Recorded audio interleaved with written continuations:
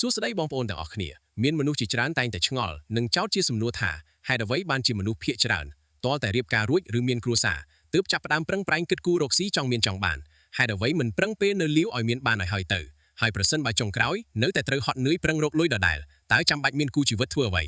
ហេតុអ្វីពេលនៅលាវនិងពេលមានគ្រួសារមានកម្លាំងប្រឹងខុសគ្នាជាការពិតការប្រឹងប្រែងពេលនៅលាវនិងពេលមានគ្រួសារគឺមានជំរុញចិត្តខុសគ្នាស្រឡះពេលនៅលាវយើងប្រឹងដើម្បីខ្លួនឯងពេលខ្លះយើងងាយនឹងស្កប់ស្កល់ហត់ក៏ឈប់ចាយវីតាមចិត្តឬគ្មានសម្ពាធពីក្រោយខ្នងព្រោះបើខ្វះតែម្នាក់ឯង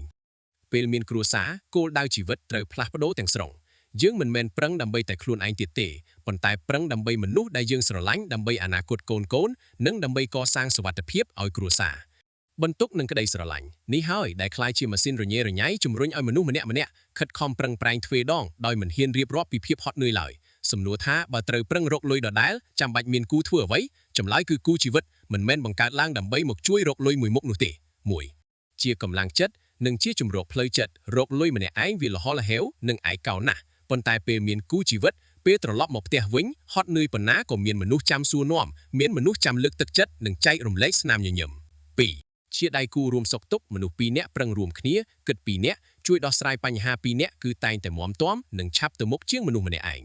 3ជាអ្នកបង្កើតន័យឲ្យលុយដែលរកបានមកនឹងគ្មានន័យជ្រៅនោះទេប្រសិនបើគ្មានមនុស្សដែលយើងស្រឡាញ់មកចែករំលែកនិងប្រើប្រាស់វាដើម្បីបង្កើតសុភមង្គលរួមគ្នា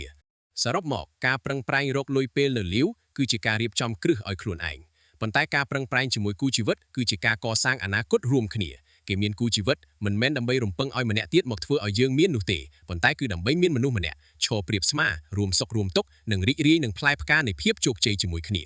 ចុះសម្រាប់បងប្អូនវិញតើយល់ឃើញយ៉ាងណាដែរចំពោះទស្សនៈមួយនេះ